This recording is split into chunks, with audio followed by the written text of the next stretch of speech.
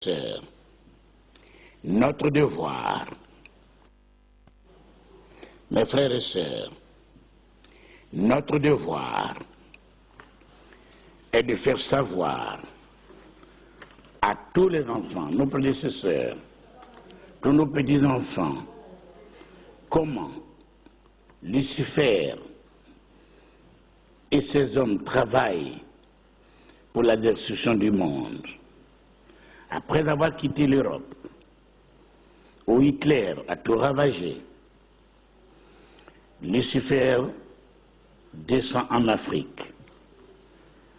Et il est important de vous présenter les dégâts qu'il a commis selon les différents coups d'État en Afrique, depuis 1960 à 1999. Oui, mes frères et sœurs, les Togo, 13 janvier 1963, 3 ans après les indépendances politiques, l'adjudant-chef Yassingbe Eyadema Etienne prend la mesure des armées africaines, renverse le président Sylvanus Olympio pour imposer au peuple l'ingénieur civil Nicolas Grunitzky. 10 mois plus tard, soit le 28 octobre de la même année, le mal contamine le Bénin voisin. Le général Christophe Soglo firent mordre la poussière au président Hubert Maga, qu'il contraint à la démission. Le 24 novembre 1965, alors lieutenant-colonel Joseph Désiré Mobutu sonne le glas du président Kasavubu au Zaïre. En 1963-1965, le Bénin va enregistrer 2 coups d'État. Après 1963, le 22 décembre 1965, le général Christophe Soglo renverse le président Soro Migan Apiti. Comme 1965, l'année 1963 a essuyé 2 coups d'État. La Palme d'Or revient à l'année 1966 avec 6 coups d'État. Le 22 février 1966, le mal du Togo arrive en Ouganda. Milton Obote renverse le roi Mutesa II. Le premier coup d'État perpétré au Ghana reste l'affaire du général Joseph Ankara. Le panafricanisme Kwame Nkrumah sera la victime. Avide de pouvoir, le capitaine Bokassa, très tôt passé général, puis chef d'état-major, puis au comble ses ambitions démesurées et destitue son cousin, le président David Dako, et s'installe à sa place. C'est l'un des coups d'État les plus sanglants. Tout se passe dans la nuit du 31 décembre 1965 au 1er janvier 1966. Il n'a pas voulu traîner le pas. En effet, 7 mois après le coup de force du général Johnson Agui Ironsi, c'est au tour du général Yakubu Gowon de passer par cette porte ouverte pour accéder au trône suivant l'exemple de son prédécesseur, frère d'armes. Yakubu Gowon renverse sans gêne le général Johnson Agui Ironsi. C'était le 26 juillet 1906. Ainsi donc, le Nigeria rentre dans l'histoire et dans la logique des coups d'État avec cette mention pas assez bien pour le moral. Là-bas, plus qu'ailleurs, coup d'État se paye par un coup d'État. En 1906, Burundi, le capitaine Mikombiro renverse Mohamed Ntare. 13 janvier 1907, 4 ans plus tard, le Togo récidive. La logique des coups d'État se fait parler d'elle. le colonel Yassingbe et Adema Etienne, encore lui, qui a renversé Sylvanus Olympio pour offrir le pouvoir à Nicolas Grunitzky, fait son deuxième coup de force et cette fois-ci s'empare du pouvoir pour toujours, sans autre forme de procès. Jusqu'ici, en deçà de la barbarie militaire, les anciennes républiques, descendants d'esclaves venus d'Amérique, font leur descente en enfer. La Sierra Leone connaît son premier coup de force avec le colonel Pinche Jules Smith. C'était le 23 avril 1967. Le président Siaka Robin Stevens est renversé. Le troisième coup d'État enregistré en 1967 s'est perpétré au Bénin le 17 septembre 1967. Il ne peut avoir un sans deux et le deuxième annonce toujours le troisième. Ainsi, le lieutenant-colonel Alphonse Allé renverse le général Christophe Soglo sans cause. En moins de 10 ans, le Bénin remporte la célèbre Palme d'Or des coups d'État. 1963, 1965, puis 1967. Le premier coup de force du Congo-Brazzaville reste l'œuvre du capitaine Marian Ngouabi. Il renverse le président africain Massamba Deba. C'était le 31 juillet 1968.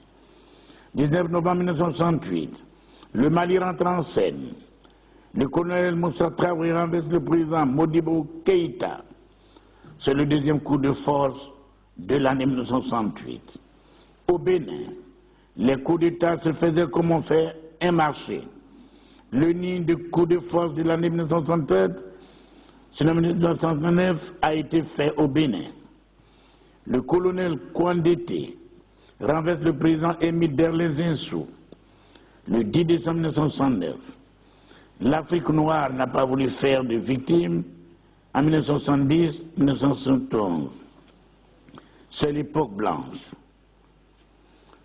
Mes frères et sœurs, les enfants, voyez le travail de l'ennemi, Lucifer et ses hommes, qui entrent donc au Ghana en 1972.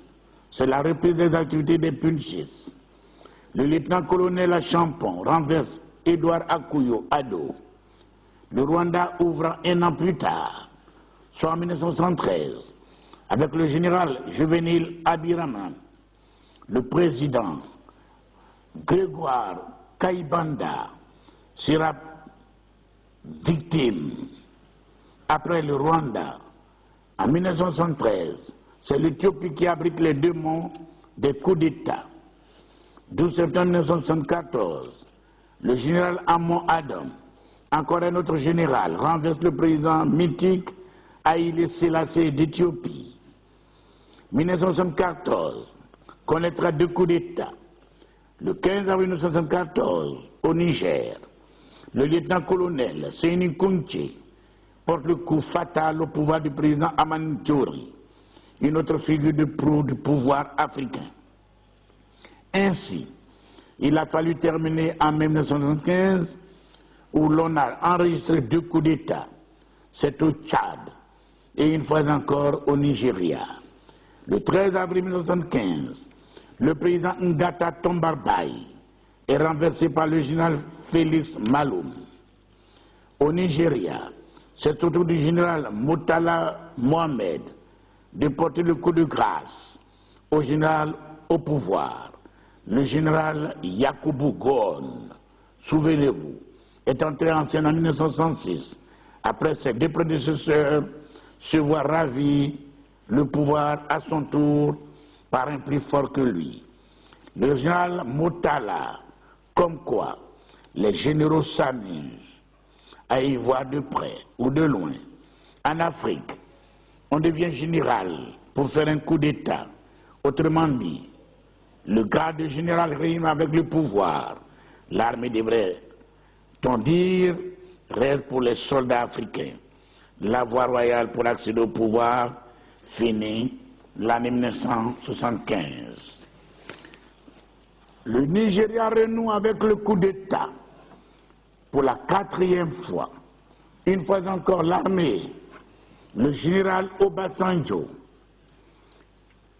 oui, au moment où nous mettons sous papier, il a essayé de mettre fin au règne de son frère d'armes qui a pris le pouvoir dans les mêmes circonstances.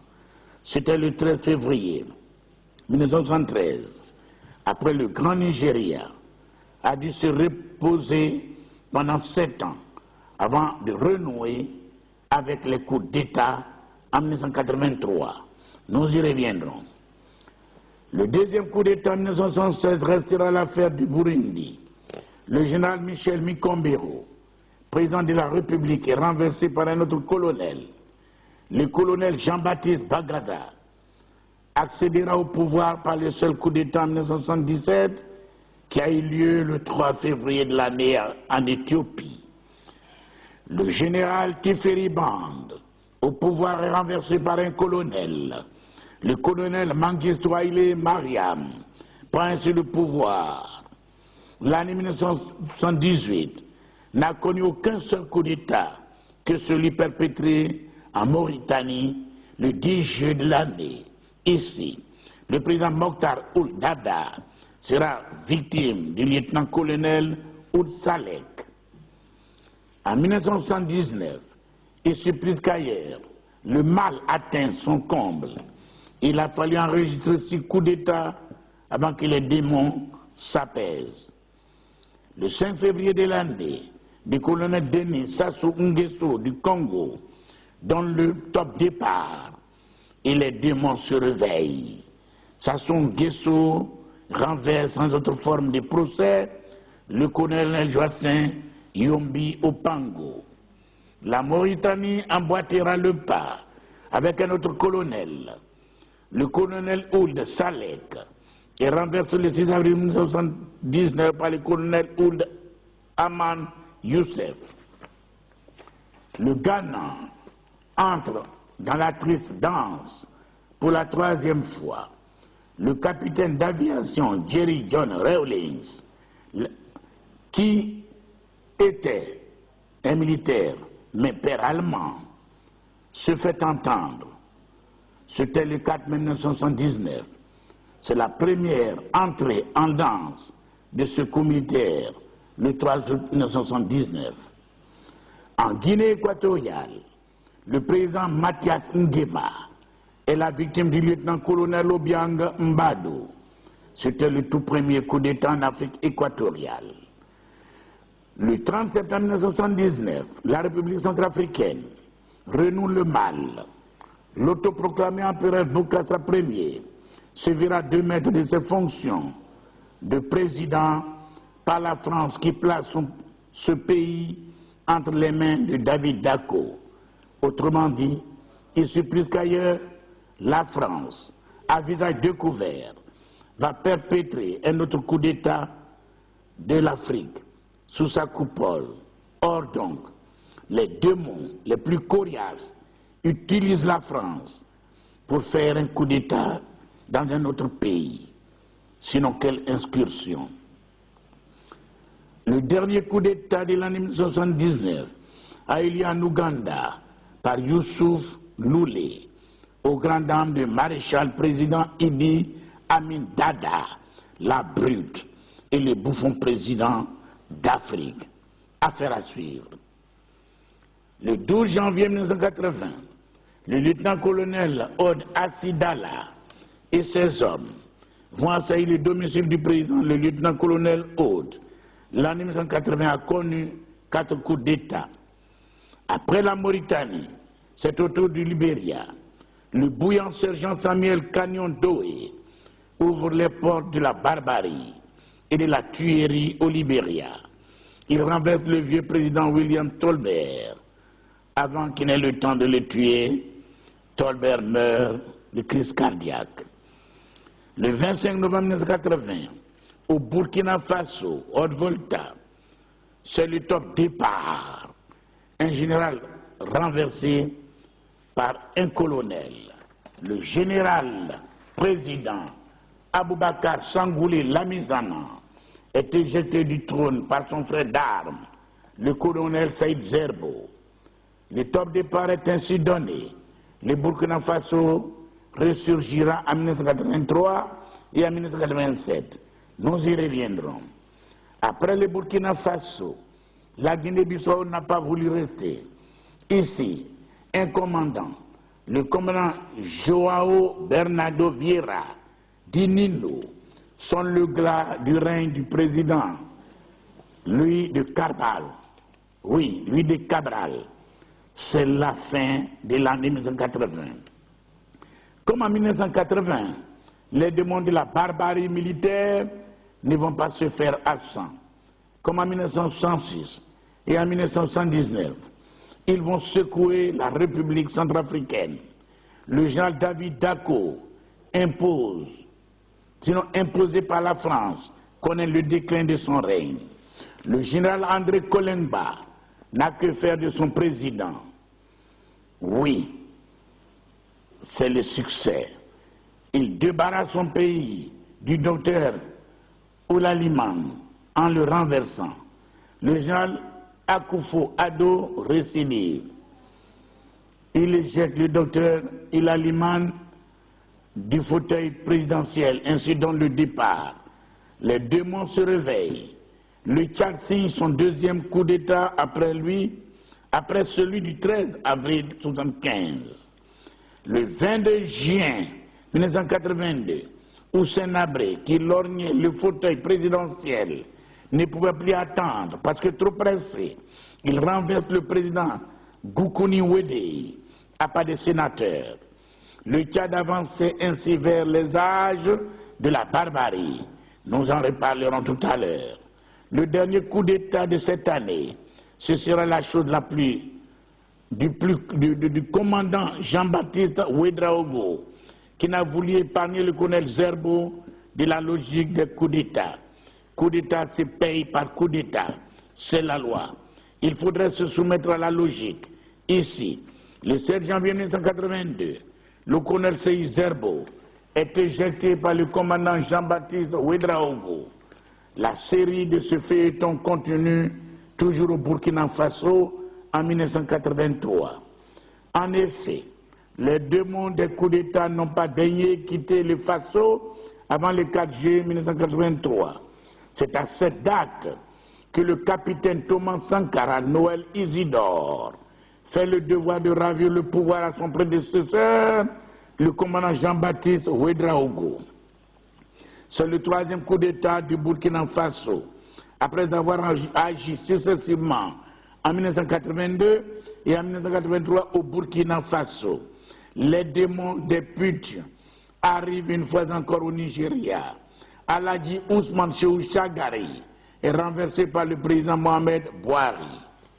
La Guinée-Conakry, jusque-là épargnée par le fléau, vivra la pandémie, puis après la mort du président énigmatique Sékou Touré. Le président Lassana Béavogui n'échappera pas aux manœuvres du putschiste colonel Lassana Conté. Oui, président le 3 avril 1984. Il est renversé. La Mauritanie n'a pas voulu laisser passer cette année. Après 1978, avec le lieutenant-colonel Ould Salalek, il revient au colonel Ould Ahmed Sintala de renverser le lieutenant-colonel Ould Louli, comme les années précédentes. 1985 connaîtra deux coups d'État. Le 25 juillet 1985, le président Milton Obote est renversé par le général Kito Okilo. Le 27 août 1985, le général Ibrahim Baba Damossi arrive au pouvoir en éjectant le président Mohamed Bouhari du trône. 1986, un seul coup d'État, c'est l'affaire de l'Ouganda. Le général président Tito Okello, qui a signé en 1995 le lieutenant coup d'État de l'Ouganda, se voit lui aussi renversé par Yoweri Museveni.